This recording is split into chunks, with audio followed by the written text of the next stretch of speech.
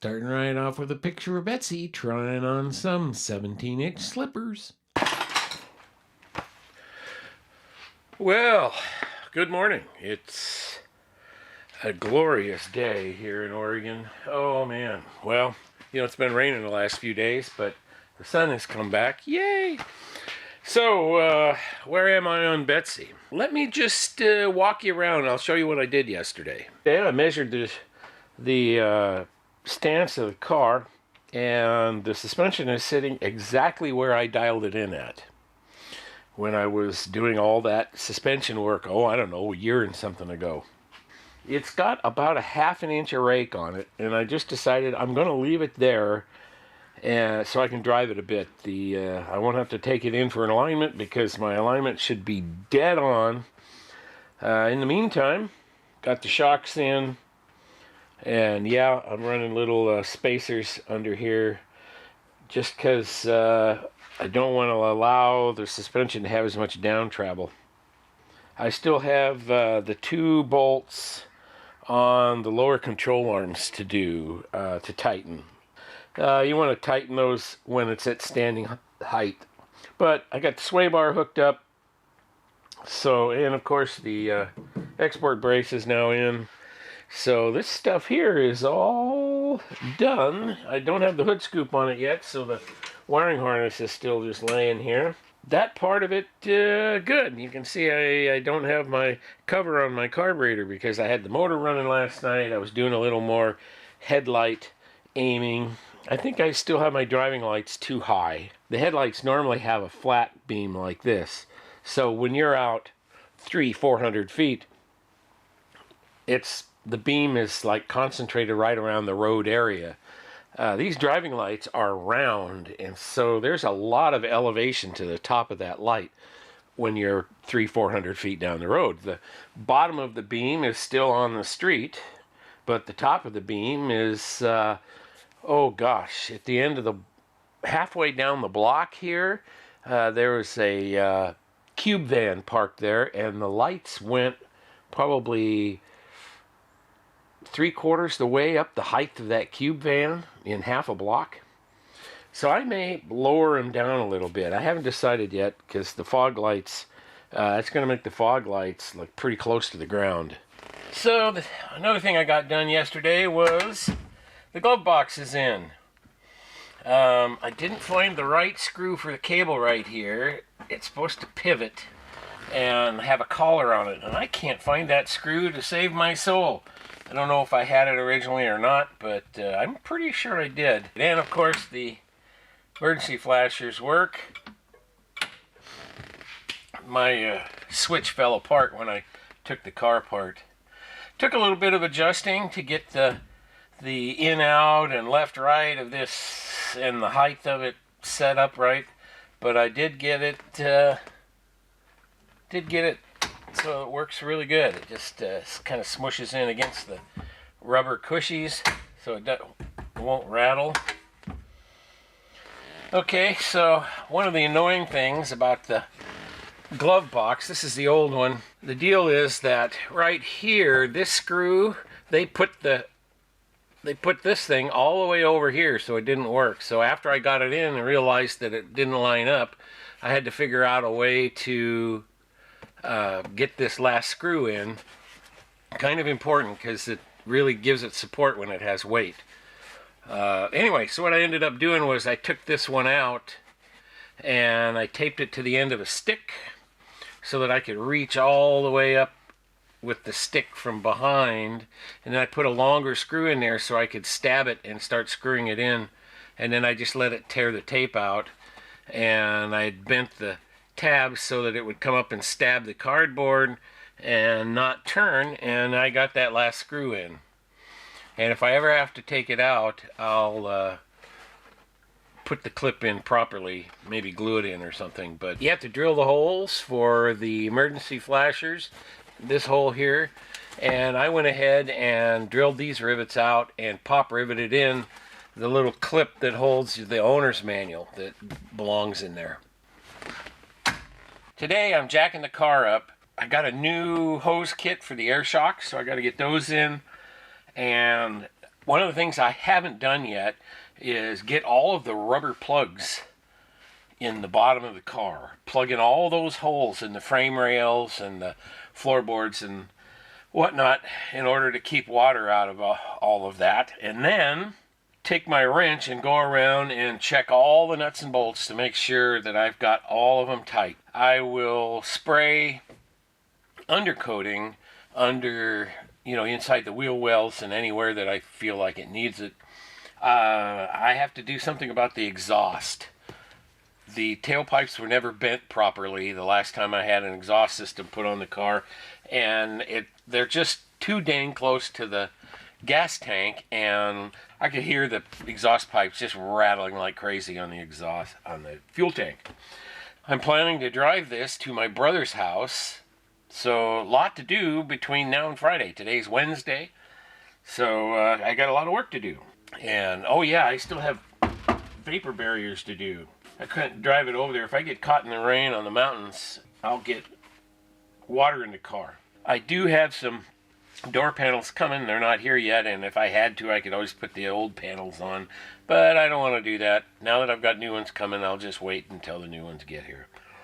And my grandson pointed out, Grandpa Don, you don't have any windshield wipers or windshield washers in your car yet. Geez, there's just all these little things I need to do, so I better get at it.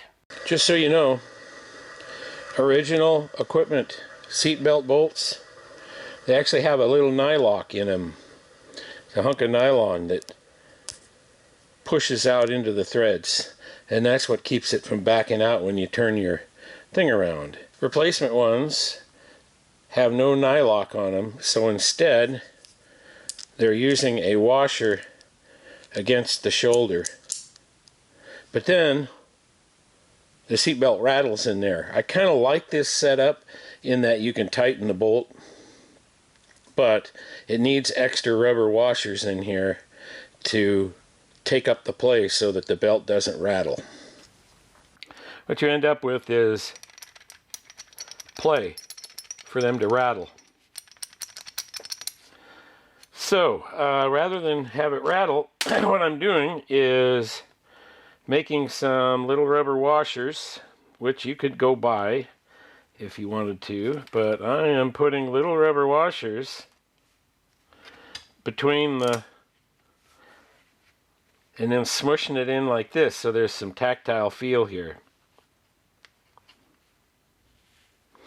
And so just to make sure everything moves real easily, to give it a nice tactile feel, but you don't want it to lock the bracket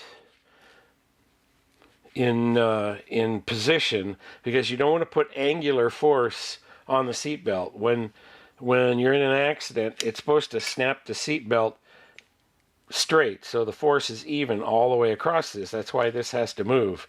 If you lock this down, then it may just put all the force on one corner, and then whoop, it'll just tear across and your seatbelts don't work. Putting on some of this Teflon dry lube here that I use on the sailboat,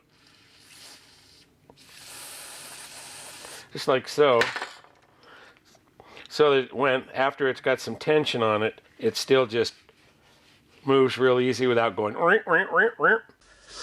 Yeah, and I did cut that hole too big. It's because I ended up cutting the hole and then readjusting the carpet, and so I ended up with a little bit bigger hole, but it doesn't make a whole lot of difference when the seatbelt covers the whole thing. So there you go. That's part of the deal.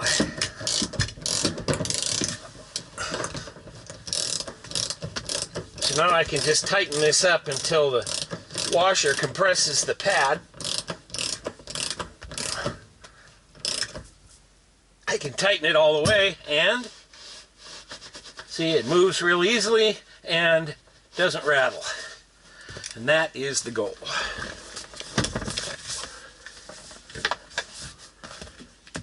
By doing the spacers and the washer and everything, it makes the clip miss the sill plate really nice. So there's no rattle there or anything. And this bolt won't back out when you move the seat belts. So definitely worth doing it the right way. How y'all doing? Welcome to Don's Manufactory. Well, it is September 7th, and I'm still working on Betsy. This is Thursday. I was hoping to drive this tomorrow to my brother's house, but geez, I haven't even driven it yet, so I don't know if I'm going to be done. I just don't know. Anyway, took me about an hour this morning to find all of my windshield washer parts, the nozzles and the hoses and everything, so I can get the windshield washer system working, which, you know, when I go over the mountains and it's raining, that'll be necessary. I haven't removed my berry bolts. Got the Gimp on the right side over there that was missing. Got to get the vapor barriers made and installed, because over there, see there, right there, next to the bench, brand new door panels came in. They look really good. The door panels I got, I forget the name of them, but I'll put the link down in the description. They look really good. The backing material, they're kind of cardboardish like the originals, but they're more waterproof. Here is the original OEM package shelf. Now, what I did with this, well, first off, this isn't me. This isn't how I cut holes. This is what it looked like when I got the car. And what I did was, I went to Tap Plastics and I bought myself a piece of ABS. So, what I want to do is I will just transfer this shape, not the holes of course, but I will transfer this shape onto, come on, get it lined up here. Well, somebody's crooked. I don't know, is that this thing that's crooked? Oh yeah. So we'll have to ignore that. I don't know, I may not have it taped exactly straight. I'll buzz it with the jigsaw. And I will cut some, shall we call them guidance holes? You know, just a reference hole. So I can then center up on the speaker and then do my 6x9 opening, oval opening. You don't need to watch this. I don't know, it's pretty basic stuff. Maybe I'll time lapse it. I don't know, whatever. I'm just using these here tin snips, because it should, this is ABS, so it's not going to be brittle, and it should just cut like regular tin. Makes a nice clean cut.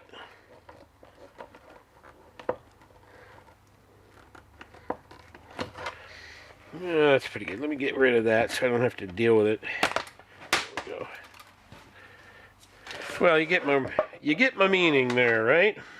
This ABS material looks so good that you could just cut it out and stick it in, and the texture of it looking just like the console would just fit right in. It would make a perfect package shelf. It does cut a bit more difficult than tin.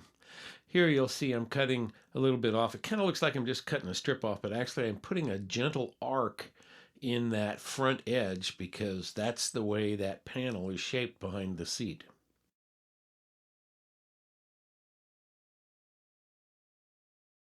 All I'm doing here now is sanding up the edges, making them a little more true and a little round. Yeah, the idea is I don't want this ABS to snag the headliner. So I just went down to the computer and had it draw me a 6x9 ellipse.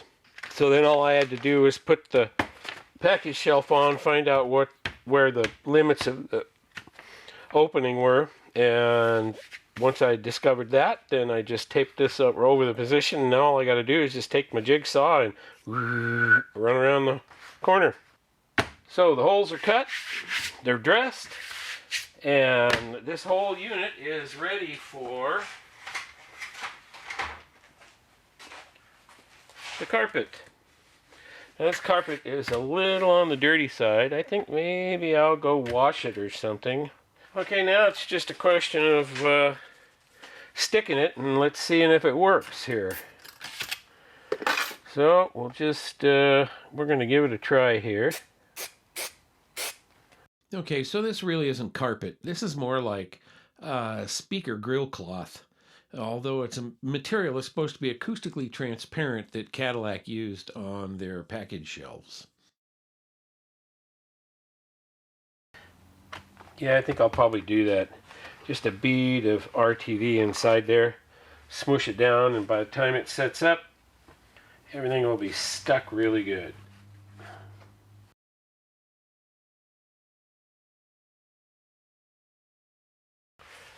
There. And that's the way it looks when it's in the car, see? The screen keeps it taut in there so it doesn't sag or do anything weird. And it doesn't even look like there's speakers in the back of the car. Yeah, you know, I did this mod way back when I would be worried about speakers being stolen rather than the whole car. Yeah, I know. I'm getting a little messy doing this, but what the hey. After a while, I get in a hurry, and I get it on my fingers, and then I get it on the screen, and then, okay, whatever. And this is where I notice, oh, hey, I put the material on the wrong side of the ABS, but I guess it doesn't really matter whether the texture's up or down, because the material is what shows. And this is what it looks like in the car. A really nice, clean install. Oh boy, hey, what'd you think of that picture of Betsy up at the very head of the video, huh? Thanks for watching Don's Manufactory, here where I make and fix stuff.